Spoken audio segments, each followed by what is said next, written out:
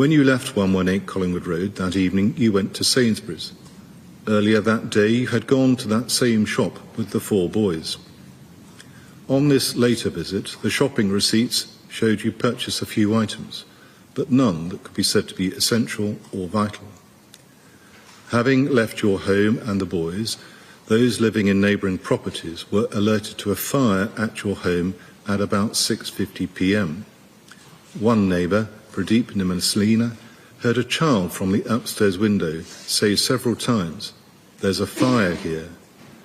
He called back to tell Bryson, the name he knew for one of the boys, to keep away from the window. The first 999 call was made at 6:54 p.m. and the first fire engine to arrive was there within minutes. At 7:02 p.m, 2 more fire engines arrive and fast work is done to extinguish the fire. Firefighters have been alerted to there being 4 children in the house. When firefighters locate the stairs, they find a mattress and a door laying on the staircase itself. Once they get to the front upstairs bedroom, they locate the bodies of the 4 boys and each is removed. Despite extensive first aid care, the 4 boys sadly died. By 7:12 p.m, firefighters have confirmed the 4 casualties.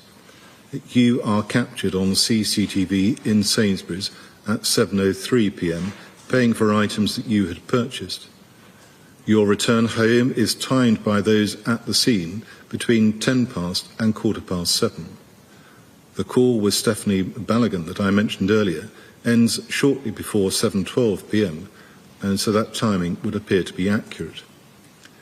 After the fire and at trial, you suggested someone called Jade was with the children when you were out, but that was not the case.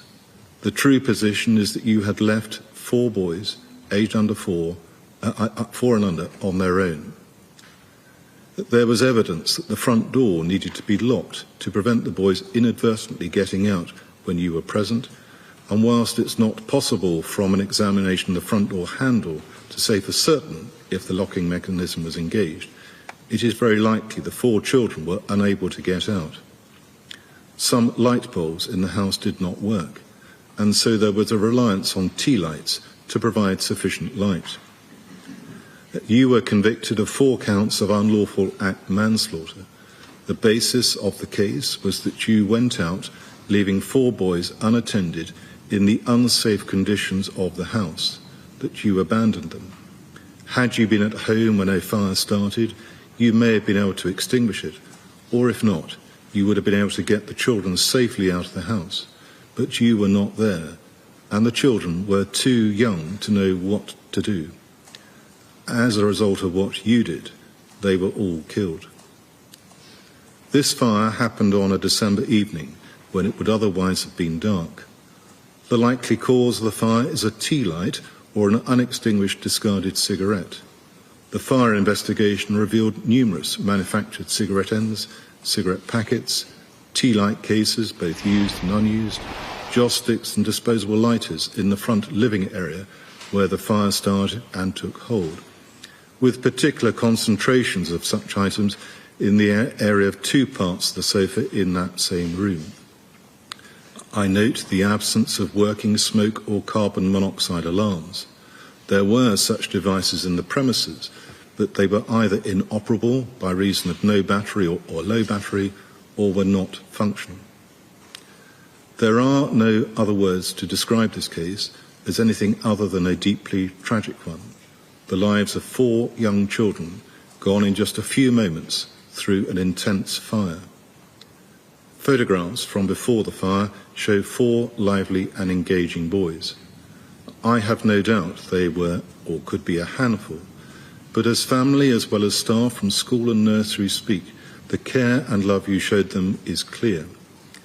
It is of significance that you were acquitted of an offence of neglect, as that, in my view, reflects that the jury found you were otherwise doing your very best to care for the children, despite the appalling condition of the house that you were living in.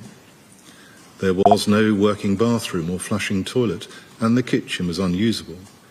It will be for others to look into why you and the children were permitted to live in such conditions.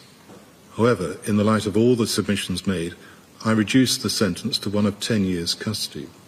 As I've noted in the course of submissions this morning, you do not have the mitigation of a guilty plea.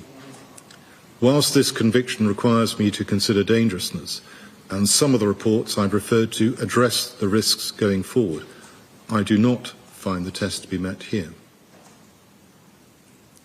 Turning to sentence, on each of counts 1 to 4, there will be concurrent sentences of 10 years imprisonment. You will serve 2/3 of that sentence in custody. If your case is referred to the parole board, you may then be eligible for release at that point and will be entitled to release at the end of the custodial term. You have been on a qualifying curfew for 114 days, and so 57 days will count towards the sentence imposed. As the statutory surcharge applies, the appropriate order may be drawn up. I have asked my clerk to prepare a file of all the medical and mental health reports that I have seen, and that file will accompany you to prison along with a copy of these sentencing remarks. You may go down.